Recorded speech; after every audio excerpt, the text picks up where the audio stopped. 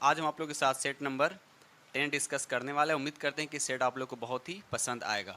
और आप लोग को पता होगा कि इस चैनल पे दो सेट आप लोग को डेली मिल रहे हैं, एक सुबह का 6 बजे, एक शाम का 7 बजे। ठीक है दोस्त, तो सुबह का आपको प्लेटफॉर्म का निरुक मनी का मिल रहा है और शाम में डॉक्टर अजिंत कुमार सिंह के जो IAS हैं उनके द्वारा जो प्रैक्टिस सेट आया है वो आपको शाम को 7 बजे मिल रहा है। ठीक है दोस्त, तो इस चैनल पर डेली आपका 2 सेट मिल रहा है।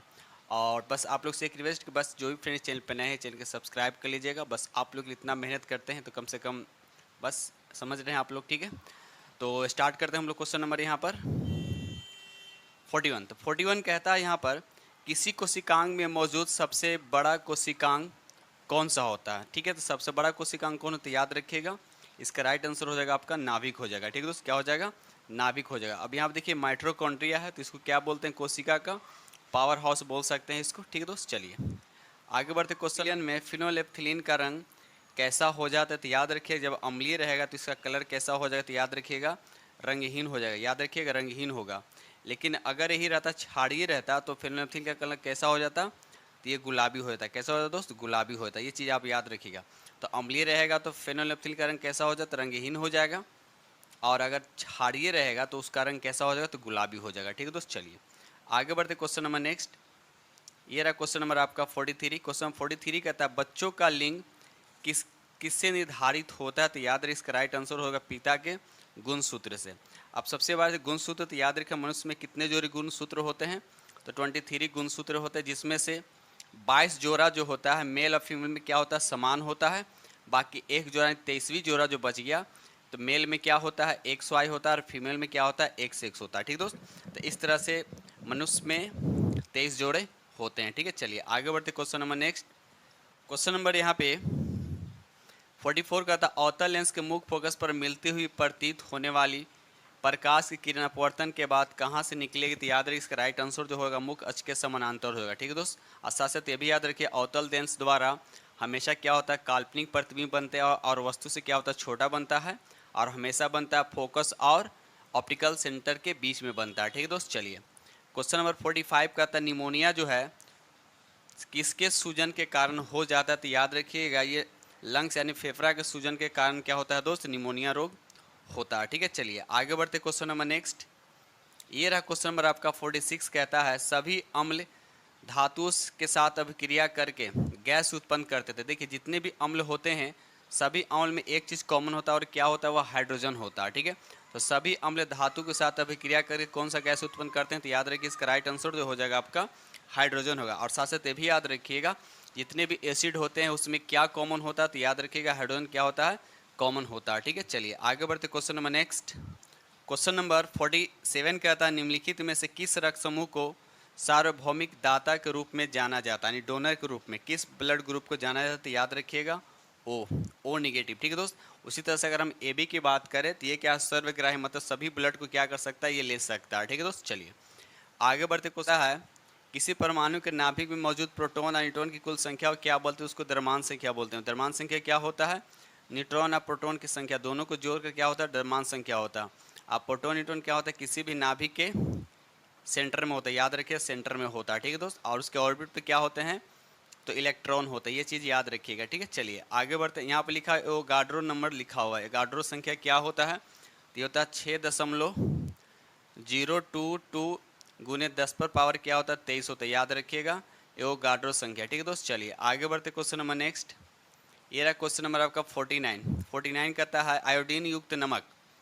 आयोडीन युक्त नमक इसमें से कौन है तो याद रखिए यहाँ पर A और B दोनों है, तो इसका राइट आंसर हो जाएगा आपका C हो जाएगा। ठीक है दोस्त, चलिए क्वेश्चन नंबर 50 कहता है निम्नलिखित में से कौन सा आपको विटामिन C की बड़ी आपूर्ति करता है, प्रदान करता है? ठीक है, तो इसका राइट आंसर जो हो जाएगा आपका खट्टे फल। याद रखिए खट्टे फल में क्या होते हैं? विटामिन C सबसे ज़्यादा होते हैं। ठीक है दोस्त, चलिए आगे बढ़ते। क्वेश्चन नंबर ये रहा आपका बिल्कुल इजी सा क्वेश्चन है।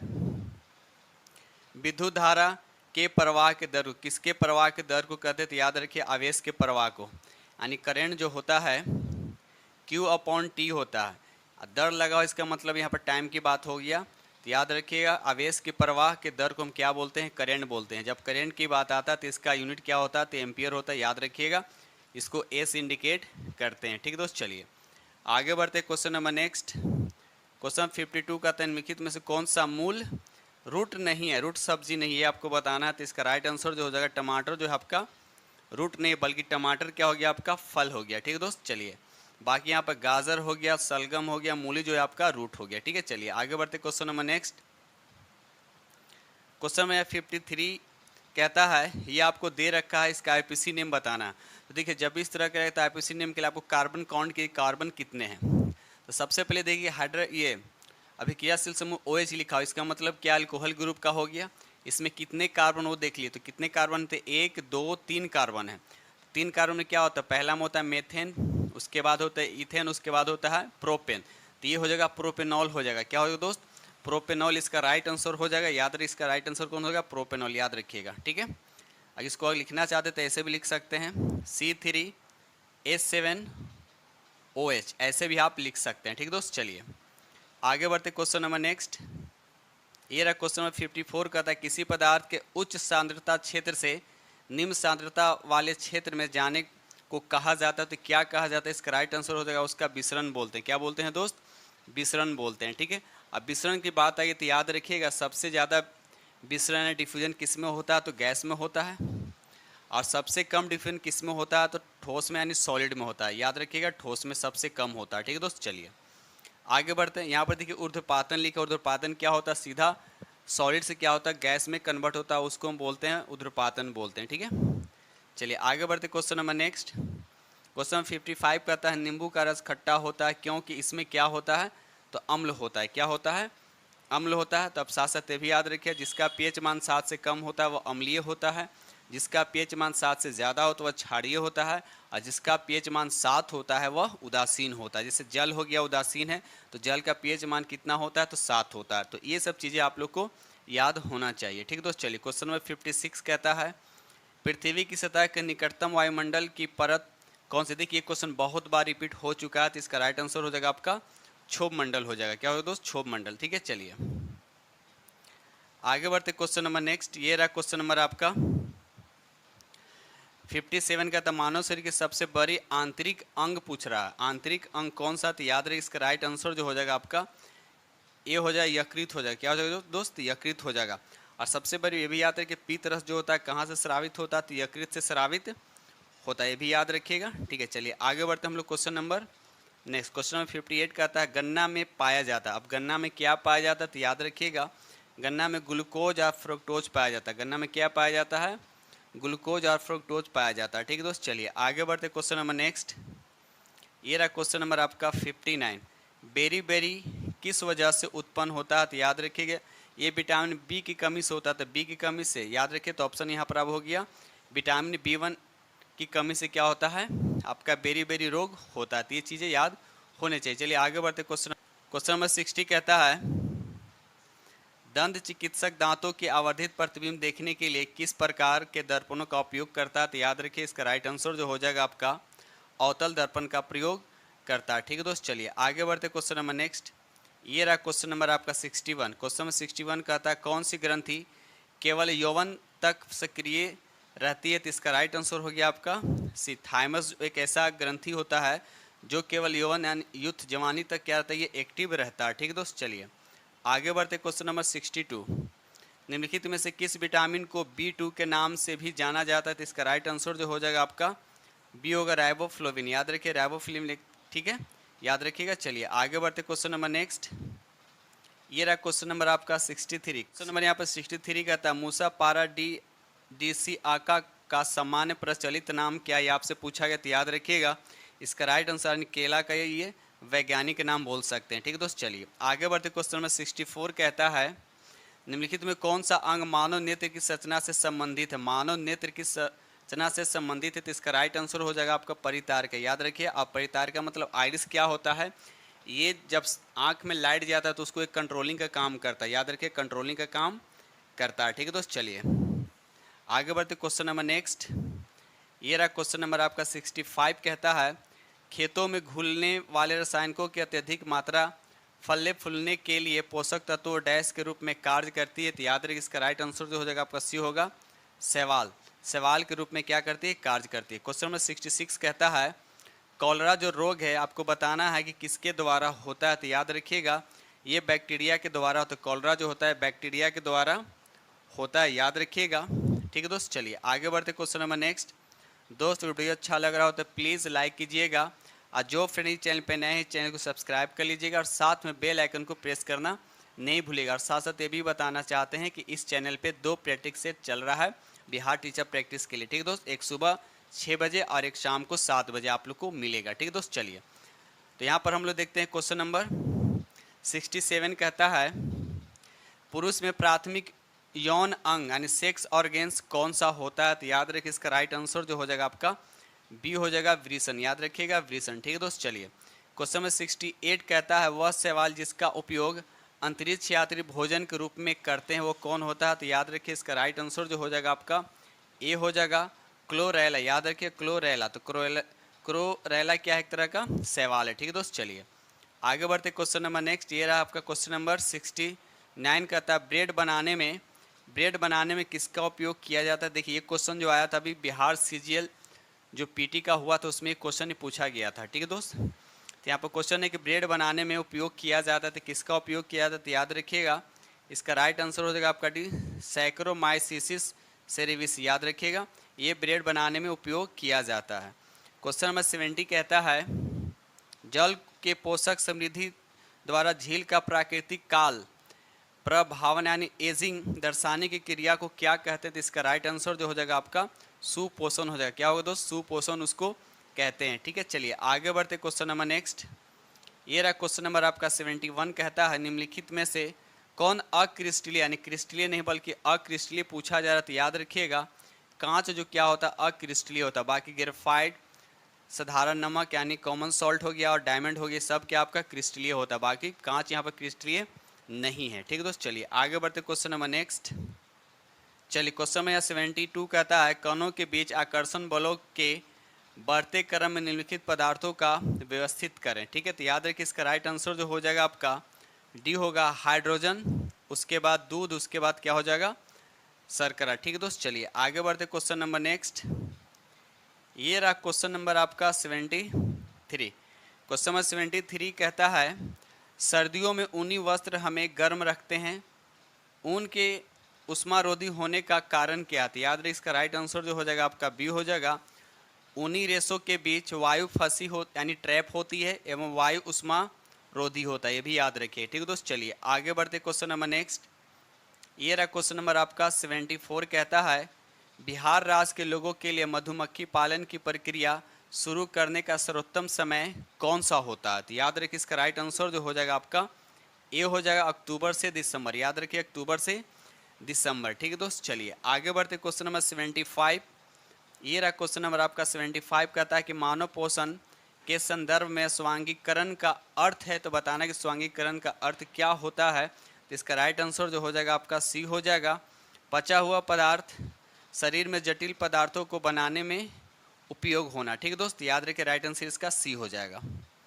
चलिए आगे बढ़ते क्वेश्चन नंबर 76 कहता है मुद्रा की दशमलव प्रणाली के साथ प्रचलित नया पैसा कब पैसा हो गया। तो याद रखिए इसका राइट आंसर जो हो जाएगा आपका डी हो जाएगा, 1 जून 1964 में। 1 जून 1964 को नया पैसा पैसा में कन्वर्ट हो गया। ठीक है दोस्त, चलिए क्वेश्चन नंबर 77 कहता है लॉफर वक्र संबंध दर्शाता है, तो किसका संबंध दर्शाता है। तो याद रखिएगा ये कर दर राजस्व का क्या करता है दोस्त, संबंध दर्शाता है। ऑप्शन आपका ए हो जाएगा।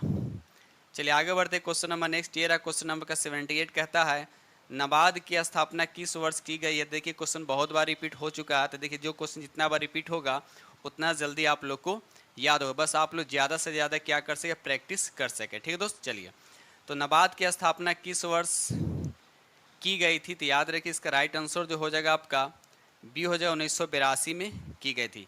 डेट भी याद है कि 12 जुलाई 1982। ठीक है दोस्त, चलिए आगे बढ़ते क्वेश्चन नंबर नेक्स्ट। 79 कहता है दक्षिण भारत में स्वतंत्र बहमनी साम्राज्य के स्थापना के समय दिल्ली सल्तनत का शासक कौन था, ये आपसे पूछा जा रहा है। तो इसका राइट आंसर जो हो जाएगा आपका सी हो जाएगा, मोहम्मद बिन तुगलक। याद रखिएगा मोहम्मद बिन तुगलक, जिसका शासनकाल जो था 1325 से 1351। याद रखिएगा दोस्त, चलिए आगे बढ़ते question number next.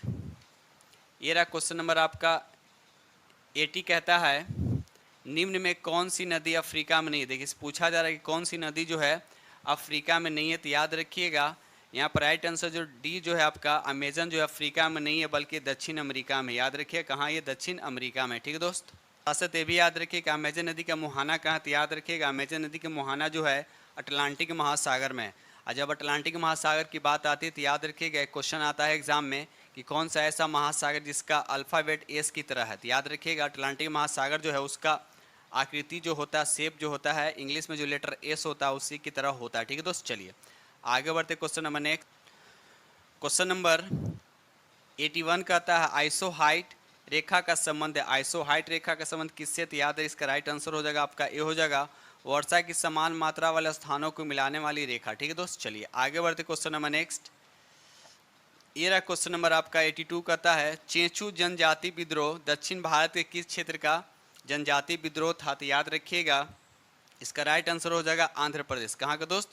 Andhra Pradesh. ठीक है, चलिए आगे बढ़ते क्वेश्चन 83 कहता है शिक्षा के क्षेत्र की हाटोंग समिति किस वर्ष गठित की गई थी? तो इसका राइट आंसर हो जाएगा आपका बी हो जाएगा 1929 में। ठीक है दोस्त, चलिए आगे बढ़ते क्वेश्चन नंबर नेक्स्ट। ये रहा क्वेश्चन नंबर आपका 84 कहता है सांता आना निम्न में से किस देश का स्थानीय पवन है? तो इसका राइट आंसर हो जाएगा आपका बी हो जाएगा यानी संयुक्त राज्य अमेरिका। याद रखिएगा संयुक्त राज्य अमेरिका। क्या पूछा है? सांता आना किस देश का स्थानीय पवन का नाम है? तो याद रखिए यूएस यानी संयुक्त राज्य अमेरिका का। ठीक दोस्त, क्वेश्चन नंबर 85 कहता है पटना कलम एक है, तो क्या आपको बताना है पटना कलम क्या है? तो याद रखिए चित्रकला की शैली। याद रखिए चित्रकला की एक शैली है। चलिए आगे बढ़ते question number next. Question number 86 कहता है अक्षांश का 1 डिग्री लगभग कितने किलोमीटर के बराबर होता है? तो याद रखिए इसका राइट आंसर जो हो जाएगा 111 किलोमीटर के बराबर होता है। और साथ साथ ये भी याद रखिएगा विषुवत रेखा जो होता है उसका अक्षांश कितना होता है? 0 डिग्री होता है, जो पृथ्वी को 2 भागों में क्या करता है?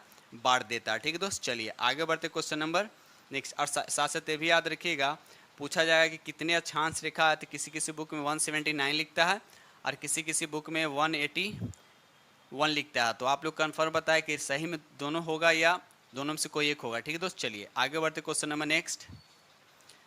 क्वेश्चन नंबर यहाँ 87 कहता है 1922 में गांधी जी द्वारा असहयोग आंदोलन को वापस लेने का मुख्य कारण क्या था? यानी असहयोग आंदोलन वापस लिए थे, उनका मुख्य कारण क्या था? तो याद रखिए इसका राइट आंसर जो हो जाएगा आपका 87 का बी होगा। भीड़ ने उत्तर प्रदेश के चौरी चौरा में एक पुलिस स्टेशन में आग लगा दी थी। ठीक है, तो ये कब हुआ था? तो याद रखिए इसका राइट आंसर जो ये कब हुआ था, चौरा चौरी कांड कब हुआ था? तो 5 फरवरी 1922 को। ठीक दोस्त, इसी के वजह से महात्मा गांधी ने असहयोग आंदोलन वापस ले लिया था। ठीक दोस्त, चलिए आगे बढ़ते क्वेश्चन नंबर 88 कहता है विजय साम्राज्य का प्रारंभ राजवंश कौन था? तो याद रखिए ये हो जाएगा आपका संगम वंश। क्या हो जाएगा दोस्त? संगम हो जाएगा। उसके बाद संगम के बाद होता है कौन? सालुब हो जाएगा। उसके बाद तुलुब, लास्ट में क्या होता है? अरविडू। याद रखिए दोस्त, तो यहाँ पर आपसे पूछा गया प्रथम राजवंश कौन है? तो संगम हो जाएगा। ठीक है, तो लास्ट में ये। चलिए आगे बढ़ते question number next.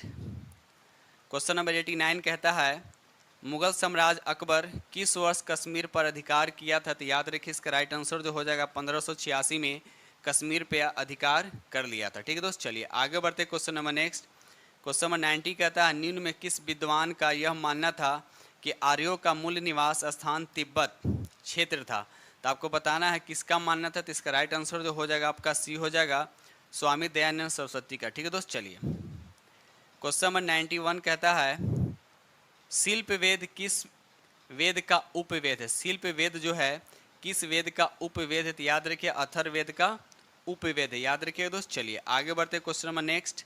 Question number 92 कहता है राज्य निर्वाचन आयोग निम्न में से किसके निर्वाचन का कार्य करता है? तो इसका राइट आंसर जो हो जाएगा आपका सी हो जाएगा पंचायती राज एवं नगर निकाय संस्था का। ठीक है दोस्त, चलिए आगे बढ़ते क्वेश्चन नंबर मेरा क्वेश्चन नंबर आपका 93 कहता है बिहार में जल जीवन हरियाली अभियान की शुरुआत कब हुई थी? तो याद रखिएगा इसका राइट आंसर जो हो जाएगा आपका बी हो जाएगा 26 अक्टूबर 2019 को। याद रखिए 26 अक्टूबर 2019 को। ठीक है दोस्त, चलिए आगे बढ़ते क्वेश्चन नंबर 94 कहता है निम्न में कौन सा बिहार के कृषक नेता थे?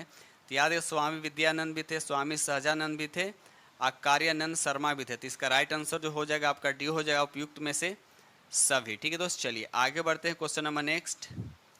क्वेश्चन नंबर यहाँ पर 95 कहता है, किसने चंपारण के किसानों के दुर्दशा को लेखन द्वारा दुखी या दुखी आत्म एवं दुखी हृदय जैसे उपनामों के माध्यम से उजागर किया था? तो इसका राइट आंसर हो जाएगा आपका ए, हो जाएगा पीर मोहम्मद मुनिस। याद रखिए, पीर मोहम्मद मुनिस। ठीक है दोस्त, चलिए आगे बढ़ते हैं क्वेश्चन नंबर नेक्स्ट। ये रहा क्वेश्चन नंबर का 96 कहता है, कपास की काली मिट्टी यानी ब्लैक कॉटन सॉइल को क्या कहा जाता है? तो याद रखिए, इसका राइट आंसर जो हो जाएगा आपका, इसको रेगूर मिट्टी भी कहा जाता है। याद रखिएगा, यानी काली मिट्टी को रेगूर मिट्टी भी कहा जाता है। ठीक है दोस्त, चलिए आगे बढ़ते क्वेश्चन नंबर नेक्स्ट। याद रखिएगा, ये काली मिट्टी जो है कपास की खेती के लिए बहुत उपयुक्त है। ठीक है दोस्त, और साथ साथ ये भी याद रखिएगा, ये काली मिट्टी जो है जनरली कहाँ पाया जाता है? तो ये आपको महाराष्ट्र या गुजरात के आसपास क्षेत्र में ये पाए जाते हैं। और काली मिट्टी किस चट्टान की बनी होती है? तो याद रखिएगा, ये बेसाल्ट चट्टान की बनी होती है। ठीक है दोस्त, चलिए क्वेश्चन नंबर 97 कहता है, इनमें से कौन खनिज केरल तट पर बालू के रूप में मिलता है? तो याद है, इसका राइट आंसर जो हो जाएगा आपका थोरियम। याद रखिएगा, थोरियम। चलिए आगे बढ़ते, क्वेश्चन नंबर 98 कहता है, निम्न में किसे पुनर्जागरण का अग्रदूत माना जाता है? तो इसका राइट आंसर जो हो जाएगा दांते को माना जाता है। ठीक है दोस्त, चलिए आगे बढ़ते, क्वेश्चन नंबर 99 कहता है, किस वर्ष में सुभाष चंद्र बोस ने भारतीय राष्ट्रीय सेना का नेतृत्व किया? तो इसका राइट आंसर हो जाएगा आपका बी, हो जाएगा 1943 में। ठीक है दोस्त, क्वेश्चन नंबर 100 कहता है, संघीय सरकार का सबसे महत्वपूर्ण लक्षण बताना आपका कौन सा? तो याद रखिए, इसका राइट आंसर हो जाएगा आपका सी, हो जाएगा संघ एवं राज्य सरकार के बीच शक्तियों का विभाजन। ठीक है दोस्त, चलिए आगे बढ़ते, क्वेश्चन नंबर 101 कहता है, यदि राजकोषीय घाटे से ब्याज भुगतान निकाल दिया जाए तो शेष बराबर होता है, शेष क्या होगा, किसके बराबर होगा?